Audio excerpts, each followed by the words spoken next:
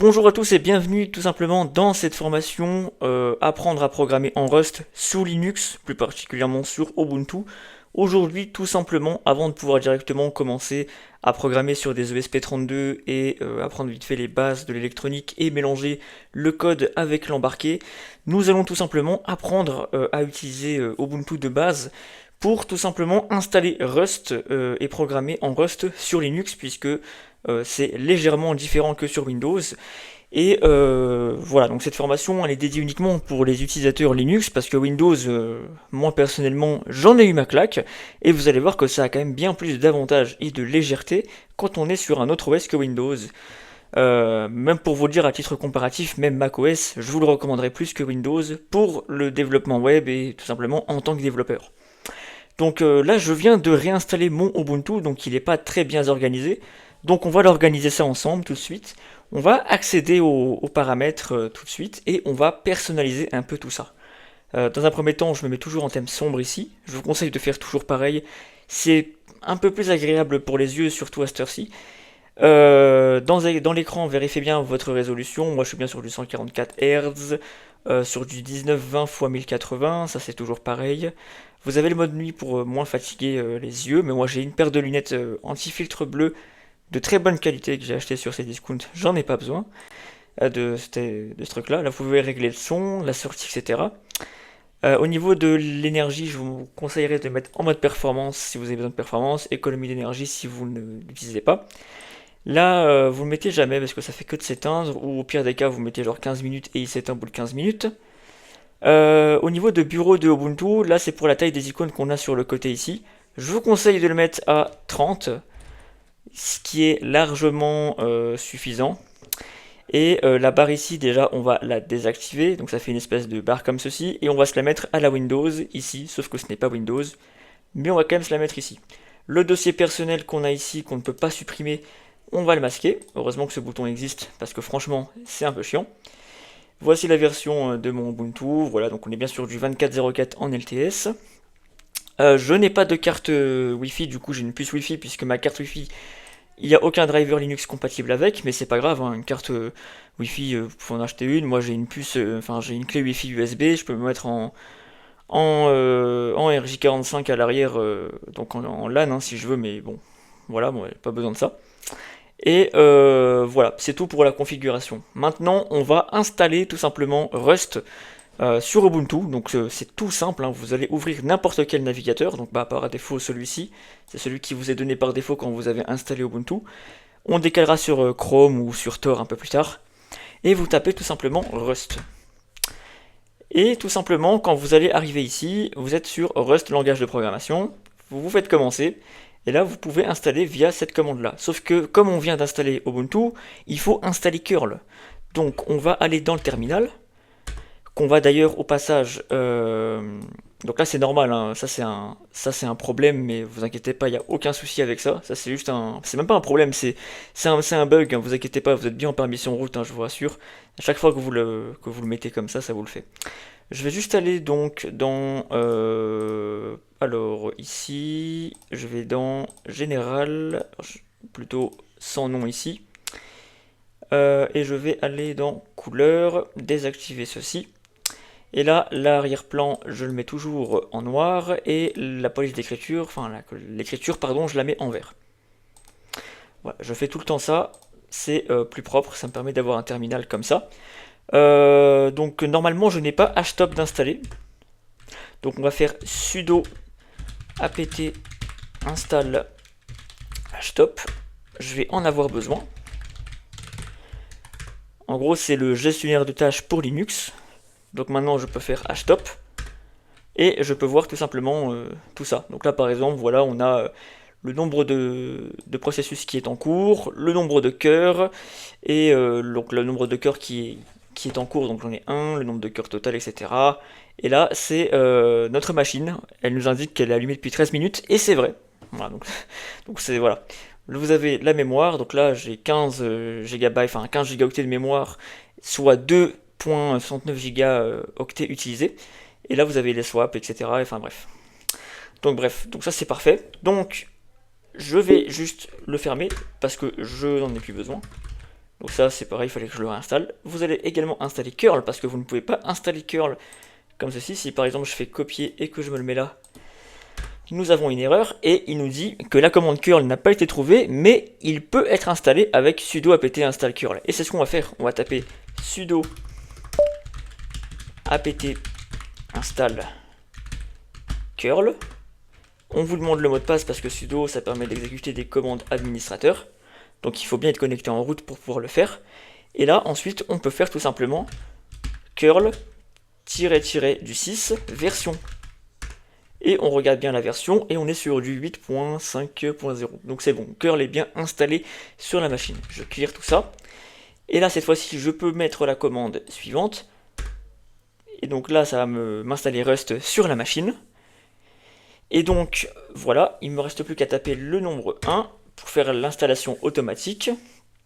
Et donc là ça va s'installer automatiquement. Une fois que ça c'est installé, on va ajouter ça au niveau des variables d'environnement pour que tout simplement Rust puisse trouver l'emplacement du compilateur. Et il nous faut également le linker GCC, donc avec build essential que nous allons devoir installer. Alors normalement on n'a pas besoin de faire tout ça sur Windows, mais comme c'est sur Linux, on va en avoir besoin.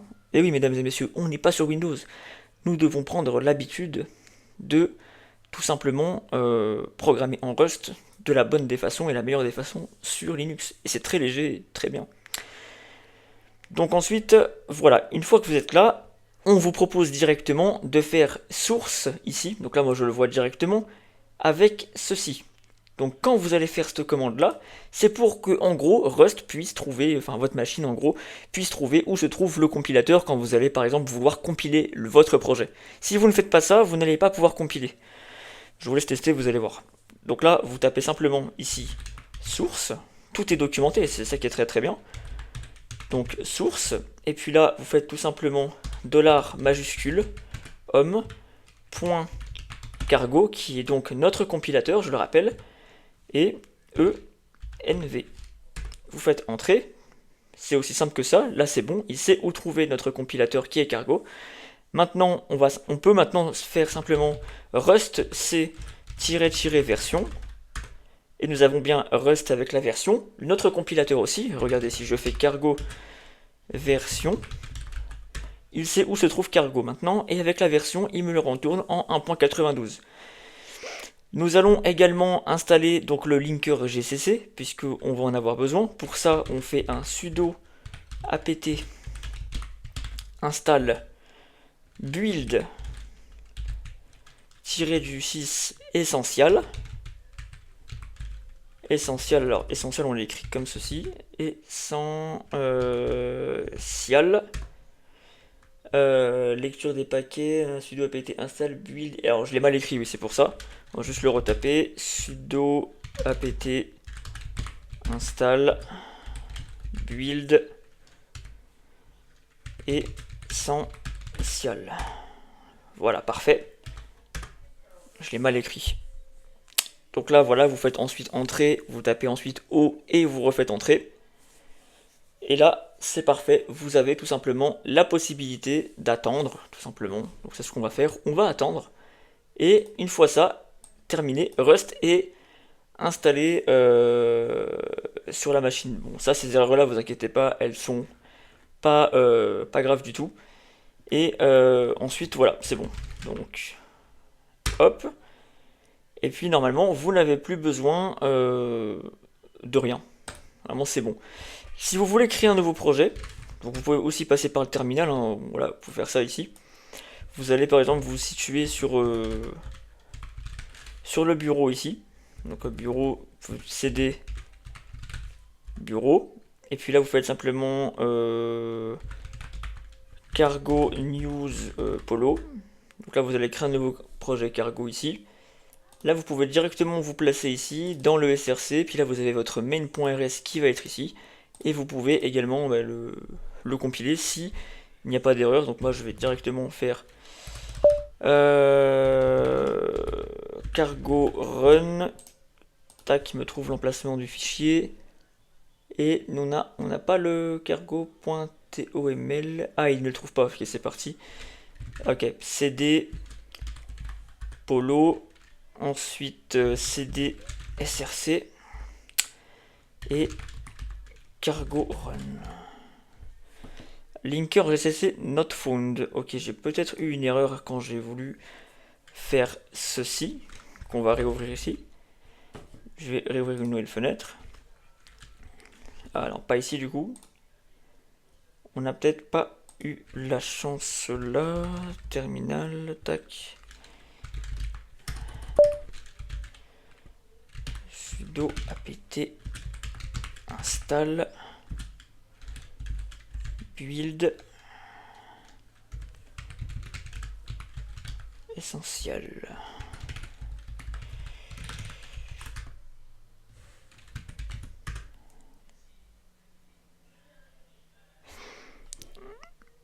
Ah oui, peut-être qu'il... Ah oui, je sais pourquoi. Sudo apt update.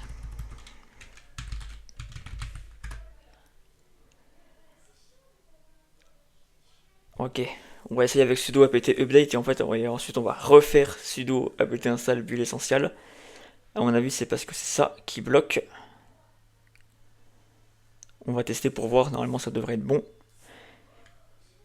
Super, et maintenant sudo apt install build essentiel.